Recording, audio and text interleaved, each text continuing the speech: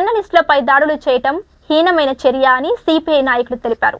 అనంతపురం, కర్నూలు ప్రాంతంలో ఈనాడు, ఆంధ్రజ్యోతిపై దాడులు చేయడంతో పాటు ఆయా పత్రికలలో పనిచేస్తున్న జర్నలిస్టులపై దాడులు చేయడాన్ని ఆయన తీవ్రంగా ఖండించారు.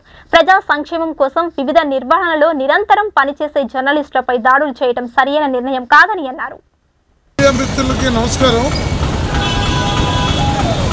భారత రాజ్యాంగంలో శాసన, న్యాయ, కార్యనిర్వాహక వ్యవస్థలతో పాటు ఫోర్త్ ఎస్టేట్గా చరిత్రలో నిలిచిపోయి ప్రజాస్వామ్యాన్ని కాపాడే పత్రికా స్వేచ్ఛని హరిస్తూ జీవాలు ఇచ్చిన ఈ ప్రభుత్వం చివరికి దాడులకు దిగజారింది.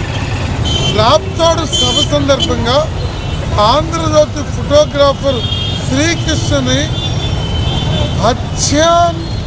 హత్యా ప్రయత్నం చేసినట్టుగా దాడి చేశారు. నిన్న ఈనాడు కార్యాలయం మీద కర్నూలులో దాడి చేశారు. అంతకుముందు నంద్యాలలో వార్తా విలేకరుల మీద, రాజ్ న్యూస్ విలేకరుల మీద దాడి చేశారు.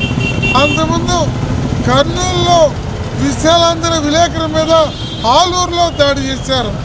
రాష్ట్రంలో ప్రభుత్వ తప్పిదాలని ఎత్తి చూపిన ప్రతి పత్రిక మీద, ప్రతి న్యూస్ ఛానల్ మీద ఇలాంటి దుర్మార్గాలకి ఒడిగడుతున్న ఈ ప్రభుత్వానికి అంబేద్కర్ విగ్రహం ఆవిష్కరించేటువంటి నైతికత జగన్మోహన్ రెడ్డికి లేదు.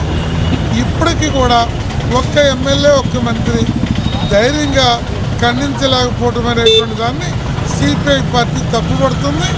ఈ ప్రభుత్వం ఇలా ఉంటే ఈ ప్రభుత్వాన్ని, దీన్ని మద్దతు ఇచ్చే కేంద్ర ప్రభుత్వాన్ని అధికారం నుంచి కూల్చివేయాలని రాష్ట్ర ప్రజానీకానికి మేము ఈ సందర్భంగా తెలియజేస్తూ ఏపీడబ్ల్యూజే దగ్గర నుంచి మొత్తం మీడియా మిత్రులందరికీ కూడా ఈ సందర్భంగా మీ వెనుక సిపిఐతో అన్ని పార్టీలు మీ వెనుక ఉంటాయని చెప్పి తెలియజేస్తున్నాం.